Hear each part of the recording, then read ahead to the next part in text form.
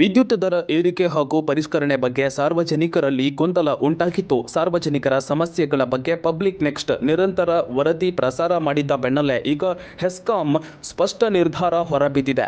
ಹೆಸ್ಕಾಂ ವ್ಯಾಪ್ತಿಯಲ್ಲಿ ಯಾವುದೇ ರೀತಿಯ ದರ ಪರಿಷ್ಕರಣೆ ಪ್ರಸ್ತಾಪಗಳು ಇಲ್ಲ ಎಂಬ ಮಾಹಿತಿ ನೀಡಿದೆ. ಹೆಸ್ಕಾಂ ವ್ಯಾಪ್ತಿಯಲ್ಲಿ ಯಾವುದೇ ದರ ಪರಿಷ್ಕರಣೆ ಪ್ರಸ್ತಾಪಗಳಿಲ್ಲ. ಹೀಗಾಗಿ ಈ ವರ್ಷ ವಿದ್ಯುತ್ ದರ ಏರಿಕೆ ಮಾಡೋದಿಲ್ಲ ಅಂತ ಕೆಇಆರ್ಸಿ ಅಧ್ಯಕ್ಷ ರವಿಕುಮಾರ್ ಸ್ಪಷ್ಟಪಡಿಸಿದ್ದಾರೆ. ಪರಿಶುದ್ಧ ನಂದಿನಿ ಹಾಲಿನಿಂದ ತಯಾರಿಸಿದ ನೈಜ ನಂದಿನಿ ಐಸ್ ಕ್ರೀಮ್.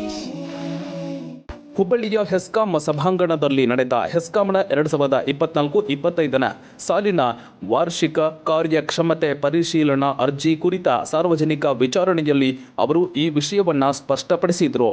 ಇನ್ನು ಇದೇ ಸಭೆಯಲ್ಲಿ ಹೆಸ್ಕಾಂ ಕಾರ್ಯಕ್ಷಮತೆಗೆ ಸಾರ್ವಜನಿಕರು ತೀವ್ರ ಅಸಮಾಧಾನ ವ್ಯಕ್ತಪಡಿಸಿದರು. ಅಲ್ಲದೆ ಕಂಪನಿ ನೀಡುವ ಅಂಕಿ ಸಂಖ್ಯೆಗಳನ್ನು ಒಪ್ಪಿಕೊಳ್ಳಬಾರದು, ತಟಸ್ಥ ಕಂಪನಿ ಇಲ್ಲವೇ ಫಾರೆನ್ಸಿಕ್ ಇಂದ ಪರಿಶೀಲಿಸಿ ವರದಿ ಪಡೆದುಕೊಳ್ಳಬೇಕು ಅಂತ ಕರ್ನಾಟಕ ವಿದ್ಯುತ್ ಶಕ್ತಿ ನಿಯಂತ್ರಣ ಆಯೋಗಕ್ಕೆ ಮನವಿ ಮಾಡಿದ್ರು. ಸಭೆಯಲ್ಲಿ ವಿದ್ಯುತ್ ದರ ಏರಿಕೆ ಮಾಡುವ ಮೂಲಕ ಗ್ರಾಹಕರಿಗೆ ಹೆಸ್ಕಾಂ ಶಾಕ್ ನೀಡಲಿದೆ ಎಂಬ ಬಗ್ಗೆ ಆತಂಕ ಇತ್ತು. ಹೀಗಾಗಿ ಸಭೆಯಲ್ಲಿ ಮಾತನಾಡಿದ ರವಿಕುಮಾರ್ ಅವರು, ಈ ವರ್ಷ ಯಾವುದೇ ರೀತಿ ದರ ಪರಿಷ್ಕರಣೆ ಪ್ರಸ್ತಾಪಗಳೇ ಇಲ್ಲ.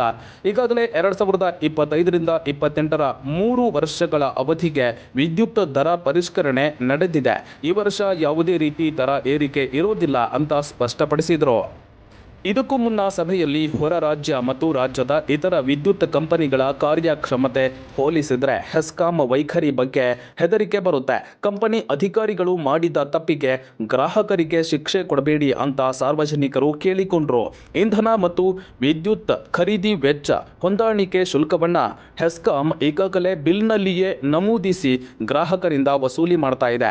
ಆದರೂ ಟ್ರೂ ಆ್ಯಪ್ ಅಡಿಯಲ್ಲಿ 71.11 ಕೋಟಿ ಪಡೆಯಲು ಪ್ರಸ್ತಾವನೆ ಸಲ್ಲಿಸಿದೆ. ಇದನ್ನ ಕೆಇಆರ್ಸಿ ಮಾನ್ಯ ಮಾಡಬಾರದು ಅಂತ ಅವರು ಒತ್ತಾಯಿಸಿದರು. Mallesh Suranagi, public next, Hubballi.